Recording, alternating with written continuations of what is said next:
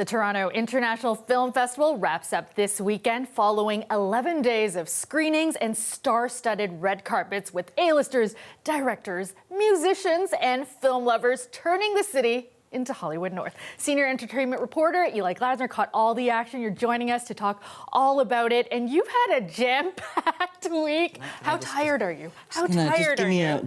I'm okay. I'm good. I'm good. I think I'm on my second breath, third. I'm breathing. Good. So that's good. And I have seen, I think, close to almost 30 films. I saw your list. But it's a long one. But there's some of my brethren, they're like past that. They're double that. So you do what you can. But I ain't going to complain. It's an amazing time of year. Yeah, I have loved following along on your socials. Such a blast, living vicariously through you. But what was your overall impression of the festival this year? So in some ways it felt like the old TIFF at its best had come back. You've got the buzz in the city. I remember walking through Scotiabank in the middle of the week and a movie had just gotten out and you could just, that sound where a theater is buzzing just because everyone just saw something and they're talking about it and they're processing it. You can see that delight in people. There's something so beautiful for me about a building just filled with movie lovers and just enjoying all of that and running from screening to screening. So that returned, and that was a great thing. And, we're past the strikes, we're past the pandemic. I would say, though, in terms of just kind of sheer star wattage and magnitude and like the big must-see carpets, I don't know if we had those this year. We were saying going in, it was going to be the big music stars, Pharrell, Elton John, and Bruce Springsteen. Some of those carpets, like they showed up, but they didn't have a lot of chance to talk to the press. So those were kind of mild disappointments, although the TIFF presentation of their new series on Amazon Prime, that was a big smash with the fans singing in the street. So that was a beautiful thing. But just like, I still am trying to think of like the must-see movie of TIFF. And there was, sometimes there's a movie like When a Star Is Born came here that it's just like, people are willing to do anything. You can hear the screams from King Street. Like it's that. I don't know if we had that kind of event. And so as much as I enjoyed TIFF and the buzz was here, it does feel like its place in the hierarchy may have shifted. Interesting. Now, you did go to a lot of red carpets, as you said. There hasn't been that moment of like, wow, right? Yeah. But you did meet a lot of pretty big stars. You had some pretty big star encounters. What were some standout moments for you? So We Live in Time. This is a new romance coming soon, I believe in October, with Florence Pugh and Andrew Garfield. Garfield was one of the first on the carpet. So charming. I now know from my socials that there's like an army of Andrew Garfield fans, because I think I attracted some of them with my interview. But he was just hilarious. I asked him about playing a Weetabix salesman, and he's joking with me, it was time to be sexy, and just kind of joshing about that, and then talking about his chemistry with Florence Pugh. He's never acted with her in a film before, and you see them together, and the magnetism, it's undeniable. So he was great. Now, I was on the carpet for Hugh Grant, and Hugh Grant is an icon, a legend, but I think there were some in the industry that they're a little intimidated by Mr. Grant, because there have been times where I think if someone asks him a question that's a little, simplistic, shall we say, he might eat you alive. So there was certainly some trepidation there, but look at the Hugh I got. So wonderful, so charming. You understand why he anchored so many amazing movies. And I got to talk to him about the shift where he's playing the bad guy. Take a listen. In my opinion, the trick to these characters is never to play a baddie or someone evil. You have to find the sad, throbbing, damaged jelly at their heart that made them that way. Right. And that's, for me, is a lot of the fun of it. Before you start shooting is working out what happened. Right. Why do they become this person? Is this a coping mechanism, and for what? And then audiences, I think, respond better and enjoy them more than if you're just evil villain.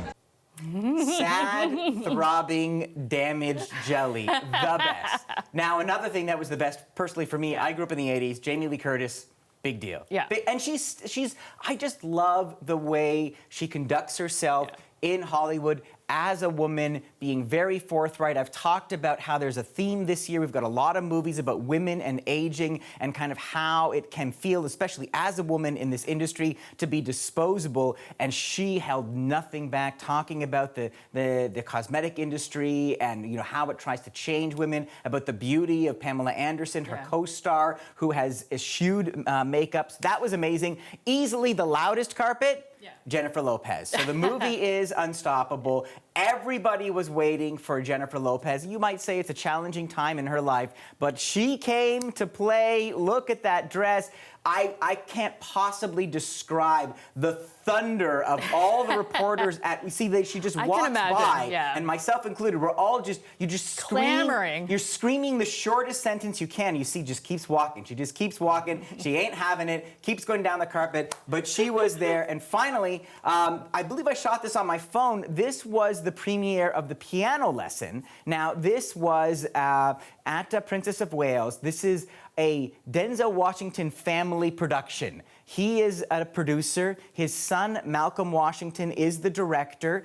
John David Washington is the star. And also there's a sister in there who's also a producer. And I would say this was one of the more powerful moments just in the theater. This is a film about generations kind of talking to each other, and that it was made, you could tell the love and care from the Washington family. You see them on stage, and a beautiful little moment at the end. You won't see it in my video, but as they all left the stage at the end, Denzel Washington waited until his son Malcolm got to the end to kind of put his arm around his shoulder and you did moment. Good. And that boy. Those are the things. That is what TIFF is about. And I tell people again and again, do not be jealous of me and all those press screenings, because the magic always happens at those public screenings.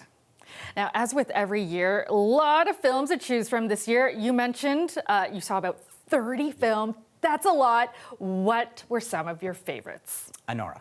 Anora is remarkable, spectacular, gritty, vital, visceral. It is set in New York. It is about an exotic dancer who gets a young Russian client who is the son of an oligarch, and he has a lot of money and starts to pay her handsomely, and her life begins to change, and then things happen, and it gets incredibly messy. And this is a film where it is so exciting, and you lean in, you need to hear every moment, because you don't know what's going to happen next, because these characters are portrayed in such a remarkable way. You're going to be hearing a lot more.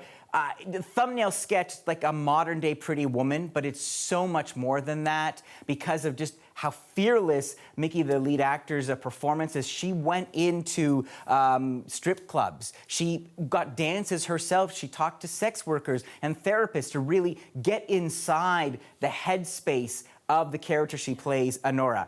Very different film. Let's move on to Universal Language from Canadian director Matthew Rankin. What I love about this is someone who, just as a lover of film, I believe he fell in love with the movies of Iran.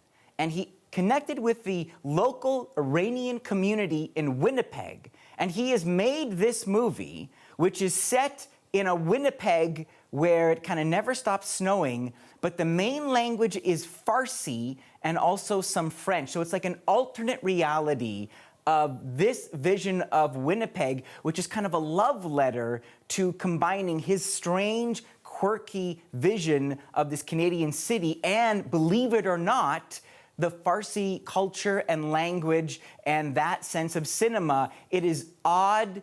I think it's incredibly delightful. It is also Canada's choice for the Oscar Foreign Language Prize. Again, you'll be hearing more about it. Only a country like ours could make a movie like this. Bizarre and enchanting is a great way of describing it. And finally, just to really give you the hardcore, if you're going to do TIFF, sometimes you just have to go see a film. You got to jump out of that, schedule, see what's playing. And in the middle of the week, as I was kind of running from all the big carpets, you know what? I need to get my fingers around something that's a little more real. The Wolves Always Come Out at Night is a hybrid film/documentary set in Mongolia. in a way, this is about climate change. There is our main character. He is a shepherd. He raises horses and I believe goats and sheep. And because of desertification, he loses part of his herd. And so he has to move into what is their version of the city. And so it's how their world is changing.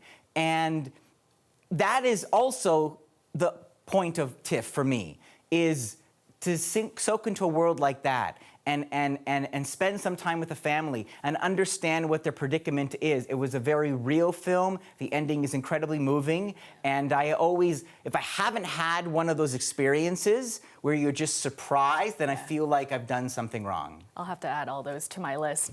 Any predictions for People's Choice on Sunday? Oh, okay. I think Saturday night has a good chance. I think it really is a crowd pleaser. This is behind the scenes at the Saturday Night Live, like the first 90 minutes going up to it. I just think it's going to play really well. I think the piano lesson, though, also just so emotional, perhaps Unstoppable, which is based on a true story about a wrestler, and I heard that plays very well, so we'll see. I think it's a couple of good contenders this year. Now, as you mentioned, last year there were the actor and writer strikes. Before that, it was a pandemic. You mentioned that this year really felt like it was a return to form, in a way. What do you see for the future of the festival? So, TIFF is going to be kind of changing and evolving. Next year is going to be the 50th anniversary. So that's going to be big, and I think it's going to be a lot of celebration of history, probably going to see some kind of classic films come back, and that'll be really exciting and a nice way to kind of show how far this festival has gone from the days of just the festival of festivals. After that, they're also bringing in this new thing, which is going to be a marketplace. So there's going to be a new side part of the festival beginning in 2026, where it's just for the buyers. Like, what we don't know is that the other half of TIFF are people who just come into Toronto, they watch movies we'll never see, and then they distributors buy them, and that's TIFF is now really trying to embrace that because there's an opening in kind of the fall schedule. But the other concern I have, as much as TIFF is growing, so are those prices. We have reported on kind of the secondary market. You see some tickets for screenings going, they start at $35, they go up to hundreds, perhaps even over $1,000. And the challenge for TIFF, and this has been the same for the past 5 years, but every year I hear it's getting worse, is the heart of this festival. It's a people's festival. Can the people still afford to be at that festival? Because if most of those theaters are filled by guests of sponsors and whatnot, that audience isn't the same, and what separates TIFF is our taste as Torontonians. We love movies, we pick great movies. Sometimes those movies go on to the Oscars. You need to find a way to ensure the movie lovers are part of those public screenings in order to keep that character of the festival. Eli, always a pleasure. There's still 2 more days, so I know you're still very busy. All right, I'm ready. Back in. Yeah, that was senior entertainment reporter Eli Glasner talking all things TIFF ahead of the closing weekend. Thanks again, Eli. My pleasure.